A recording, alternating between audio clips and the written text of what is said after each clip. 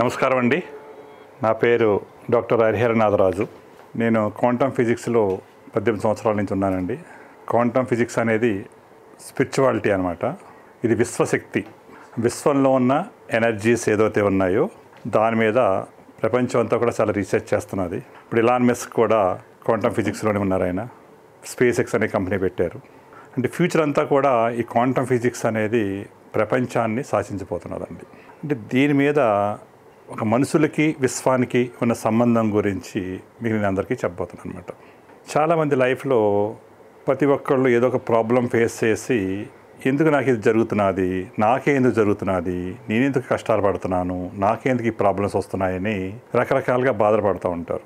దేవుడు లేడు, ఏమీ లేదు, నేను ఎన్ని పూజలు చేశాను అని రకరకాలుగా ప్రతి ఒక్కళ్ళు రకరకాల సమస్యలతో ఉండి ఆ సమస్యలకి పరిష్కారం లేక చాలా బాధల్లో ఉంటున్నారు అందరూ కూడా. అసలు ఎందుకు మనకి బాధలు వస్తున్నాయి, బాధలకు పరిష్కారం ఎందుకు చేయలేకపోతున్నారు?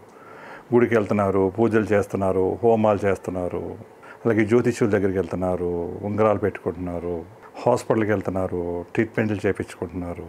ఇలా రకరకాలుగా మనం ప్రతి ఒక్కళ్ళు కూడా ప్రయత్నం చేస్తున్నారు. కానీ అప్పుడున్న కాలమాన పరిస్థితికి ఇప్పటికీ కూడా చాలా డిఫరెన్స్ ఉందండి. ఇందులో ఆ రోజుల్లో ఏంటంటే అందరూ ప్రకృతి కనెక్ట్ అయ్యి ఉండేవారు, నేచర్ దగ్గరగా ఉండేవారు, విశ్వానికి కనెక్ట్ అయ్యి ఉండేవారు. అప్పుడు ఈ టెక్నాలజీ అంత వృద్ధిలోకి రాలేదు. పాత రోజుల్లో లెక్కేసుకుంటే కనుక పల్లెటూరులో ఉండేవారు, కార్లు ఉండి కాదు, ఫ్లైట్లు ఉండి కాదు, అలాగే కరెంట్ ఉండేది కాదు, ఫోన్లు ఉండి కాదు, శాటిలైట్కి వెళ్తాం లేదు. అప్పుడంతా టెక్నాలజీ లేదు కాబట్టి ఎవరి పని వాళ్ళు చేసుకునేవారు, అందరూ కలిసి ఉండేవారు, అందరూ చాలా సంతోషంగా ఉండేవారు. వాళ్ళకి అంత కష్టాలు అనేవి పాత రోజుల్లో లేవు. కానీ కాలం మారిపోయింది, ప్రకృతి కూడా మారిపోయింది, విశ్వానికి అందరూ కూడా డిస్కనెక్ట్ అయిపోయారు. విశ్వానికి డిస్కనెక్ట్ అవుతాం వల్ల మనకి ప్రాబ్లమ్స్కి మనకు అర్థం కావట్లేదు. అంటే పాత దాన్ని ఏదైతే ఉందో అదే దాన్ని అందరూ ఫాలో అవుతున్నారు. దాని నుంచి అప్డేట్ అవ్వాలి, అప్గ్రేడ్ అవ్వాలి. అంటే ఎవరైతే అప్గ్రేడ్ అవుతారో ఆ రోజుకి ఈ రోజుకి చాలా తేడా ఉందండి. చాలామంది మెడిటేషన్ చేస్తున్నారు, పూజలు చేస్తున్నారు, హోమాలు చేస్తున్నారు. ఇన్ని చేసినా సరే ఎందుకు మనకి కష్టాలు అనేవి విశ్వం నుంచి ఎందుకు మనం డిస్కనెక్ట్ అవుతున్నాం? అంటే మన ఆలోచన ఏదైతే ఉందో ఆలోచనలోనే మొత్తం అంతా ఉంది. మొత్తం అంతా అంటే మన ఆలోచన కూడా ఒక ఎనర్జీ ఉందండి, ఒక శక్తి ఉంది. అంటే ఆలోచన శక్తి ఉందని ఎవరికి తెలియట్లేదు. అంటే కొంతమంది పాజిటివ్గా ఆలోచిస్తున్నారు, కొంతమంది నెగిటివ్గా ఆలోచిస్తున్నారు. అసలు పాజిటివ్ అంటే ఏంటి, నెగిటివ్ అంటే ఏంటి, కష్టాలు ఏంటి, సుఖాలు ఏంటి, ప్రాబ్లమ్స్కి సొల్యూషన్స్ ఏంటి అనేది దానికోసం మనం చాలా విపులంగా మీకు అందరికీ కూడా దానికోసం చెప్పడం జరుగుతుంది. అంటే విశ్వశక్తి యొక్క గురించి కూడా, విశ్వం అంటే ఏంటి, విశ్వంలో శక్తి ఎలా మనం తీసుకోవచ్చు, దాని నుంచి ఈ శంబాలాకి ఎలా కనెక్ట్ చేసుకోవచ్చు. అంటే నేను శంబాలా కూడా వెళ్ళి రావటం వల్ల నాకు చాలా కనెక్ట్ అయిందనమాట మొత్తం అంతా. అందుకని సైన్స్ బేస్ చేసుకొని అందరికీ సైంటిఫిక్గా మనందరం హెల్ప్ చేయాలండి. అందరూ తెలుసుకోవాలి మొత్తం అంతా. కాలానుగుణంగా మనం అందరూ కూడా మార్పు అనేది రావాలి. దానికోసం ముఖ్యంగా ఏంటంటే సమస్య వచ్చినప్పుడు పరిష్కారం వెతకాలి. కానీ మనం ఆ సమస్యలోనే ఉండిపోతూ దానికోసం ఎక్కువ ఆలోచించవచ్చి అందరం కూడా బాధపడిపోతూ ఉంటారు, భయపడిపోతూ ఉంటారు. ఫస్ట్ అంటే నెగిటివ్ దాంట్లో ఎక్కువ ఆలోచిస్తూ ఉంటారు. నాకు అప్పులు అయిపోయినాయి అని 100 సార్లు మాట్లాడుతూ ఉంటారు. ఎప్పుడైతే మీకు అలా అనుకుంటా ఉన్నారో మీ ఆలోచన ఏదైతే ఉందో ఆలోచన కాన్షియస్ మైండ్లోంచి ఆలోచన ఏదైతే వస్తుందో అది కాన్షియస్ మైండ్లో వస్తుందండి. ఈ కాన్షియస్ మైండ్లోంచి మీకు ఆ ఎమోషన్ అనేది కనెక్ట్ అవుతుంది. అంటే నాకే ఎందుకు జరిగింది, నేనే ఎందుకు కష్టాలు పడుతున్నాను, నేనే ఎందుకు బాధలు పడుతున్నాను, నా లైఫ్లోకి ఇది ఎందుకు రావాలి అనేది ఎమోషన్ అనేది మీకు అది కనెక్ట్ అవుతుంది. ఎప్పుడైతే ఎమోషన్ కనెక్ట్ అయిందో మీ యొక్క ఏదైతే ఉందో అది సబ్ కాన్షియస్ మైండ్లోకి స్టోర్ అయిపోతుందండి, హార్డ్ డిస్క్లోకి స్టోర్ అయిపోతుంది. ఎప్పుడైతే హార్డ్ డిస్క్లోకి అయిపోయిందో మీరు ఫిజికల్ రియాలిటీలోకి వచ్చేస్తారు. మీకు అంతా బొమ్మ కనిపించేస్తుంది, పిక్చర్ అంతా కూడా మీకు జరిగిపోతున్నట్టుగా.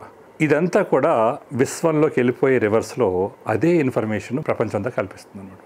అంటే ఇక్కడ మెయిన్ ప్రాబ్లం ఏంటంటే మన ఆలోచన వచ్చినప్పుడే కాన్షియస్ మైండ్లోకి ఎప్పుడైతే వచ్చిందో దాన్ని సబ్ కాన్షియస్ మైండ్లోకి వెళ్ళకుండా మీరు దాన్ని ఆపగలగాలి. అది ఎలా ఆపాలి దానికోసం మీకు ఇన్ఫర్మేషన్ అంతా చెప్పడం జరుగుతుందండి.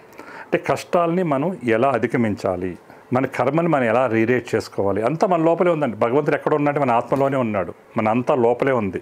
అంటే మనం ధైర్యం కోల్పోతాం మనం తెలియకుండానే. ఒక బాధ, దుఃఖం, ఒక నెగిటివ్ ఫీలింగ్స్, నెగిటివ్ ఎమోషన్స్ ఇవన్నీ వచ్చేస్తాయి. ఎప్పుడైతే దాన్ని వచ్చినాయో మనం వీక్ అయిపోతాం ఆటోమేటికల్లీ.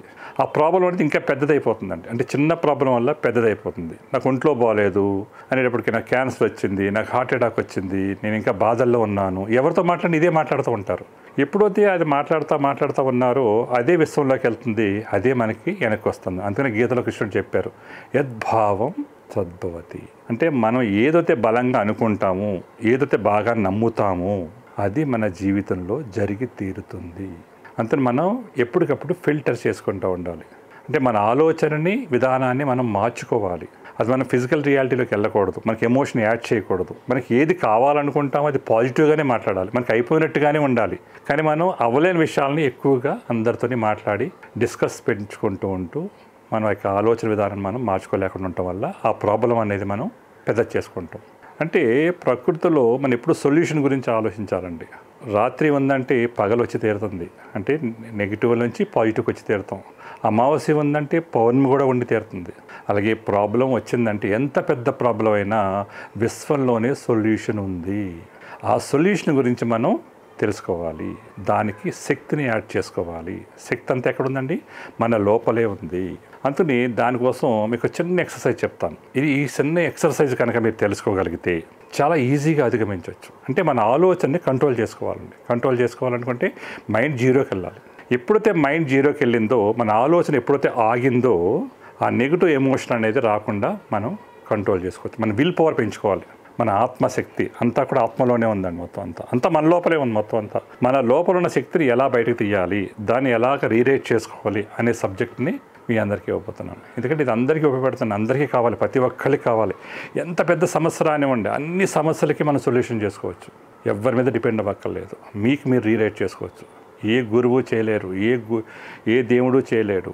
ఎవరి కర్మను వాళ్ళే రీరేట్ చేసుకోవచ్చు. మీ లోపల ఉన్న శక్తిని ఎలా బయటకు తీయాలి, ఎలా మీరు ఎన్లైట్మెంట్ అవ్వాలి, మీరు భగవంతుడిగా ఎలా ట్రాన్స్ఫర్మేషన్ అవ్వాలి, ఒక కేటర్ పిల్లల నుంచి బటర్ఫ్లై ఎలా అవ్వచ్చు, అంటే ఒక గొంగుళి పురుగు ఒక బటర్ఫ్లై ఎలా మారాలి. ప్రతి ఒక్క లైఫ్లోని సక్సెస్ రావాలి. సక్సెస్ రావాలంటే ఆ సక్సెస్ పాత్ అనేది ఉంటుంది. జస్ట్ మీరు అందులోకి వెళ్ళగలిగితే చాలు, నడవగలిగితే చాలు, దాన్ని మీరు నమ్మాలి. ఆ నమ్మగలిగితే మీకు ఆటోమేటిక్గా సక్సెస్ అనేది వచ్చి తీరుతుంది. మరిన్ని ఆసక్తికరమైన కథనాల కోసం మా ఛానల్ని సబ్స్క్రైబ్ చేయండి.